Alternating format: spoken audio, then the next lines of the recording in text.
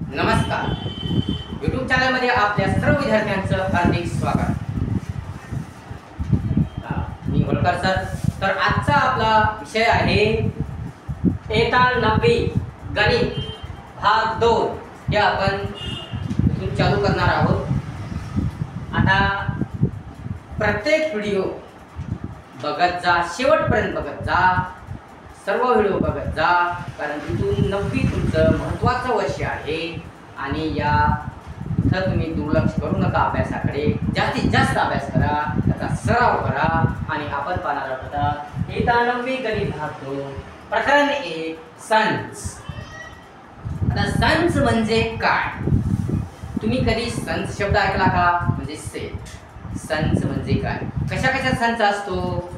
एखाद्या वस्तूचा संच असतो. कशाचा? वस्तूचा. अनेक वस्तू एकत्र येतात, त्याला काय म्हणतात? संच म्हणतात. काय म्हणतात? संच. जसं फुलं एकत्र आली की त्याला काय म्हणतात? पुष्पगुच्छ. तो एक संचच असतो. किंवा माणसं एकत्र आली तो समूह असतो, मग त्याला काय म्हणतात? तो संचच असतो. म्हणजे अनेक वस्तू एकत्र येतात, त्याला काय म्हणतात? संच म्हणतात. आता गणिती भाषेत संच म्हणजे वस्तूच्या सुस्पष्ट समूहाला काय म्हणतात? संच. वस्तूच्या सुस्पष्ट समूहाला काय म्हणतात? संच म्हणतात. इंग्लिशमध्ये म्हणजे the well defined collection of objects it called set. The well defined collection of objects is called set. आता वेल डिफाइंड म्हणजे सुस्पष्ट, आणि कलेक्शन म्हणजे समूह, आणि ऑब्जेक्ट म्हणजे वस्तू. म्हणजे वस्तूच्या सुस्पष्ट समूहाला संच म्हणतात. आणि त्या संचातील प्रत्येक वस्तूला काय म्हणतात? एलिमेंट म्हणतात, म्हणजेच घटक म्हणतात. त्या संचातील प्रत्येक वस्तूला एलिमेंट म्हणतात, म्हणजेच घटक म्हणतात. एलिमेंट म्हणजे घटक. आता संच दर्शविण्यासाठी अक्षर वापरतात.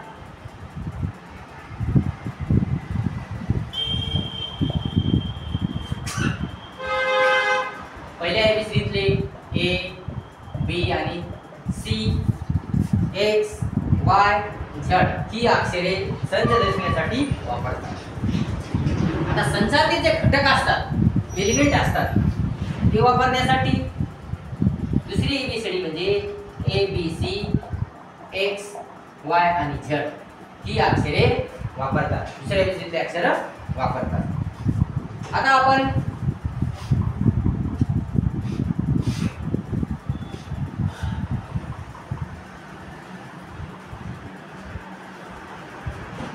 बघा, समजा असं आहे, त्याचं वाचन कसं करायचं? आता हे जे आहे ते ई सारखं, त्याला घटक म्हणतात. काय म्हणतात? घटक. इंग्लिशमध्ये काय म्हणतात? एलिमेंट. हे काय आहे? घटक आहे. म्हणजे आता याचा अर्थ काय? ए हा या याचा काय आहे? घटक आहे. ए हा या याचा घटक आहे असं लिहितात. ए हा याचा घटक आहे. जर आपल्याला म्हणायचं आहे ए हा एचा घटक नाही, तर कसं लिहायचं? तर असं लिहायचं. जरा अशी आडवी. याचा अर्थ झाला ए हा या एचा घटक नाही. हे झालं असं. आता हे पाहिलं आपण. आता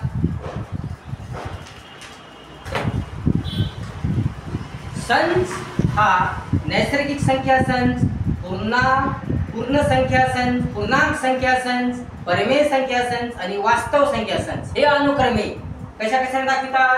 NW, I, Q आणि R दाखवितात. म्हणजे नैसर्गिक संख्या संच, पूर्ण संख्या संच, पूर्णांक संख्या संच, परिमेय संख्या संच आणि वास्तव संख्या संच NWIQ आणि R ला दाखवतात. आता आपण उदाहरणाद्वारे समजून घेऊ. समजा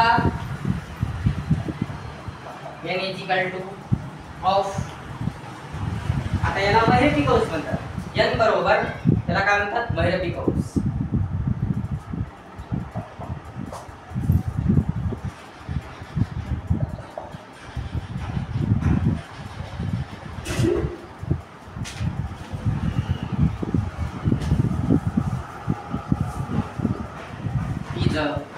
आता बघा हे असं आहे, त्या कोणत्या संख्या आहेत सांगा बरं. 1 2 3 डॅश. कोणत्या संख्या आहेत त्या? या नैसर्गिक संख्या. कोणत्या आहेत? Natural number. कोणत्या संख्या आहेत त्या? नैसर्गिक. त्याची संख्या अनंत असतात. आता 4 5 6 7 8 9 10 11 12 13 14 15 16 17 18 19 माणूस थकून जाईल. म्हणून या संख्या अनंत संख्या असतात. त्या नैसर्गिक संख्या या संख्या is a set of natural number.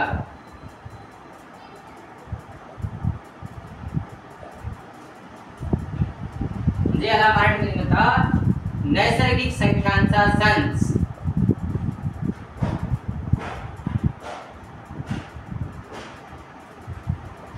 नैसर्गिक संख्यांचा संच आहे. हे हा नैसर्गिक संख्याचा संच आहे. आता पुढचा घेऊ.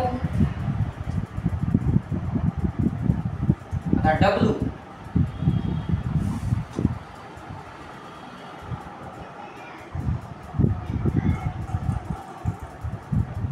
बघा, या सारख्याच आहेत, फक्त इथं पहिल्यांदा 0 आहे, पहिल्यांदा काय आला 0. शून्य आला म्हणल्यानं कोणत्या संख्या झाल्या त्या? इथं नैसर्गिक संख्या होत्या. शून्य आले कोणत्या संख्या झाल्या? पूर्ण संख्या. कोणत्या संख्या? पूर्ण संख्या म्हणजे होल नंबर. म्हणजे कोणत्या? Hole number. होल म्हणजे पूर्ण. इथं असं लिहायचं आपल्याला. इथं काय लिहायचं मग? Is a set of whole number. Is a set of whole number म्हणजे पूर्ण संख्यांचा संच आहे. कशाचा? पूर्ण संख्यांचा संच आहे. आता आपण तिसरं उदाहरण घेऊ.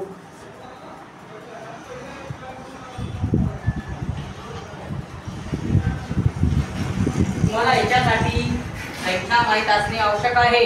या संख्यावर सुद्धा एक व्हिडिओ मी बनवणार आहे. आता पुढचा आहे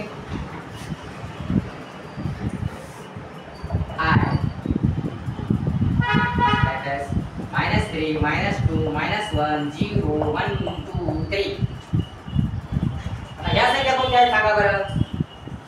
-2 -3 -2 -1 0 1 2 3. या संख्या कोणत्या असतील?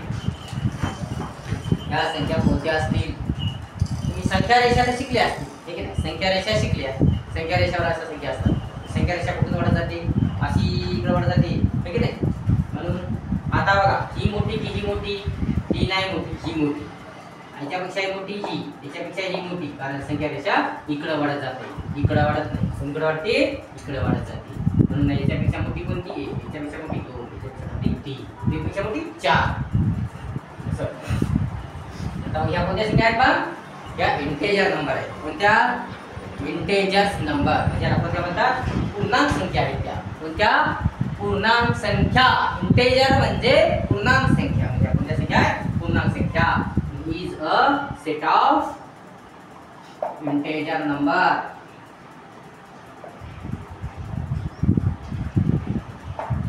हे पूर्णांक संख्यांचा संच आहे हा.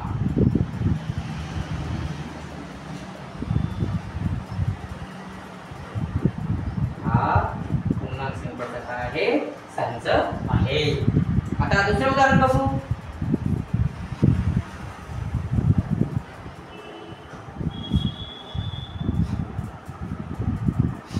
Q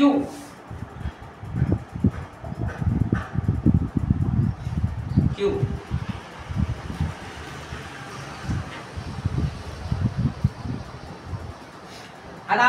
दुसरा आहे क्यू म्हणजे रॅशनल नंबर्स, हे की नाही.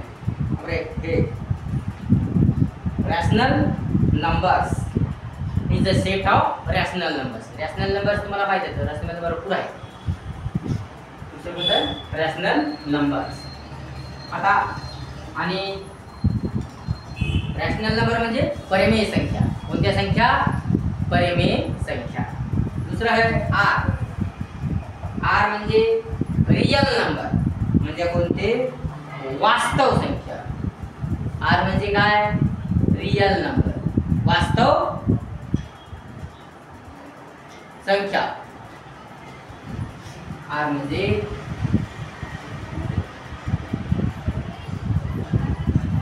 रियल नंबर, वास्तव संख्या. वास्तव संख्या पूर्ण परिमेय संख्या आणि अपरिमेय संख्या यांचा मिळून वास्तव संख्या असतात. परिमेय संख्या अपरिमेय संख्या मिळून काय असतात? वास्तव संख्या असतात. परिमेय संख्या आणि अपरिमेय संख्या, वास्तव संख्या यांचा व्हिडिओ आपण संख्यामध्ये बघणार आहोत. तुम्हाला तेव्हा ते समजून जाईल. फक्त आपण इथे तात्पुरतं घेणार आहोत या प्रकरणासाठी. आता पुढे आपण बघूया. आता बघा, संच लिहिण्याच्या दोन पद्धती आहेत. संच लिहिण्याच्या किती पद्धती आहेत? दोन. म्हणून संच लिहिण्याच्या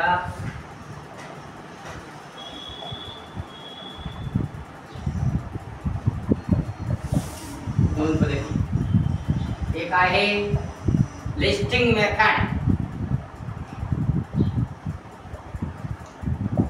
मराठीमध्ये म्हणतात त्याला यादी पद्धत. कोणती म्हणतात? यादी पद्धत. कोणती म्हणतात त्याला? यादी पद्धत. आणि दुसरी आहे रूल मेथड. दुसरी कोणती आहे? रूल मेथड म्हणजे गुणधर्म पद्धत.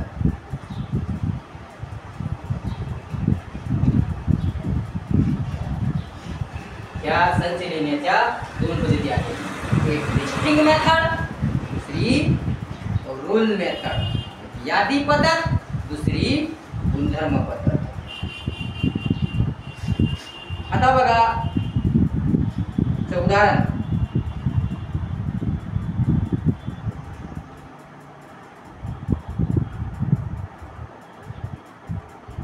त्या बंदिस्त असतात, म्हणजे कंसामध्ये बंदिस्त संख्या असतात. आता बघूत आपण. पहिल्यांदा बघू आपण कोणती? लिस्टिंग मेथड, यादी पद्धत. आता यादी पद्धतीमध्ये समजा आता या कंसामध्ये संख्या आहे कसं 2 3 7 आणि 1 या संख्या असं दाखवतो. दुसरं किंवा मग 1 2 3 आणि 7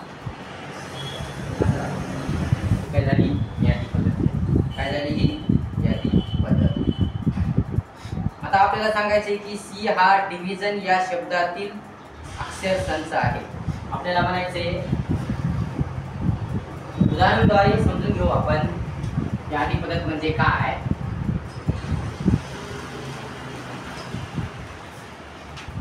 सी हा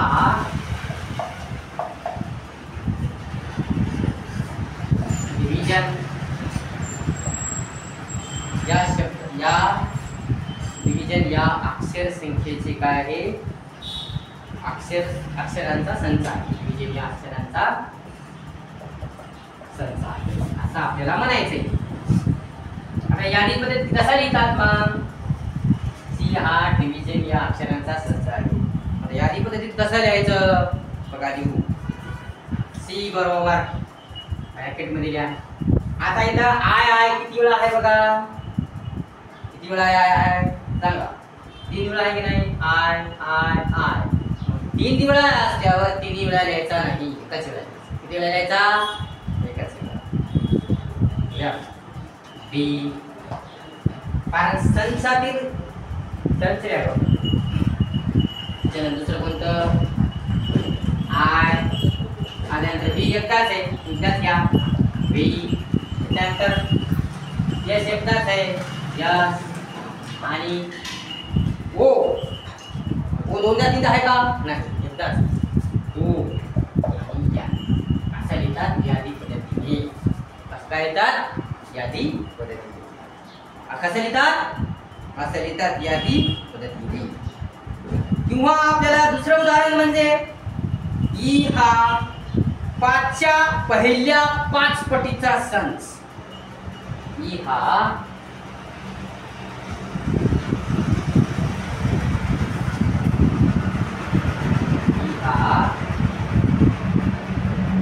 पहिल्या 5 पटीचा संच असं लिहायचंय. समजा कसा लिहावा मग? 5 पट म्हणजे काय समजू? पट म्हणजे काय? गुणाकार म्हणजे त्या पटीतल्या संख्या. 5ची पट म्हणजे 5 एका 5, 5 दोन्ही 10, 5 त्रिक 15, 5 चौक म्हणजे पट म्हणजे तर पट. आता मग ई मग 5चा पाडा म्हणा. काय म्हणा 5चा पाडा? 5 एक 5, 5 दोन्ही 10, 5 त्रिक 15, 5 चौक 20. आपल्याला किती? 5 पटीचा किती लिहायचा आहे? 5 पट. 5 पट झाल्या का? नाही झाल्या. आता झाले का? 1 2 3 4 5 हे झालं 5 पटीतील. किंवा आपल्याला लिहायचे पी हा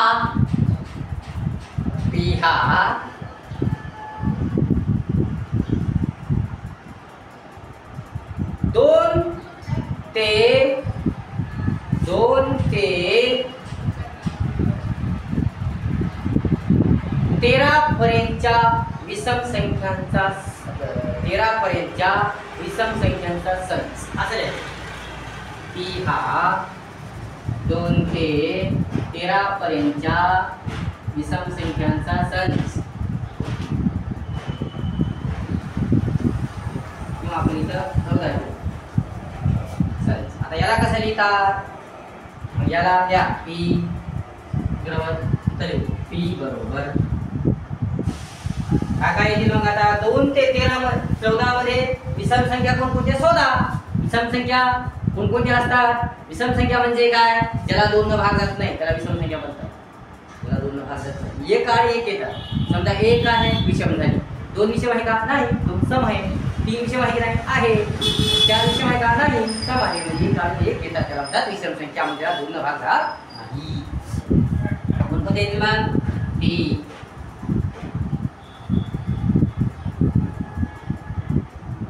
3 5 7 9 आणि 11 आणि 13 या झाल्या विषम संख्या. अशा रीतीने आपल्याला यादी पद्धत लिहिता येते. यादी पद्धत करता येते. ही झाली आपली यादी पद्धत.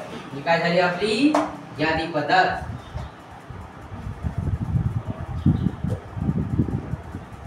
आता गुणधर्म जी पद्धत आहे, गुणधर्म पद्धत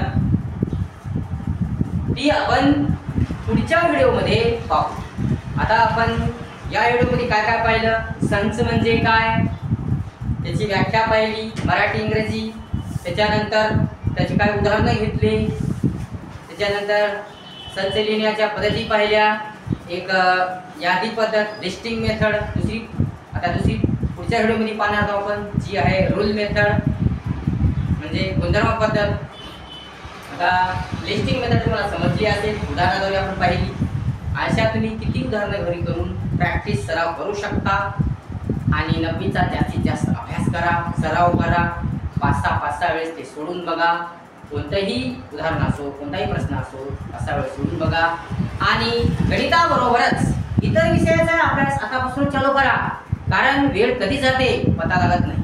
पण इतिहास असो, भूगोल असो, मराठी असो, हिंदी असो, इंग्रजी असो, इतर विषयाचा अभ्यास तुम्ही चालू करा.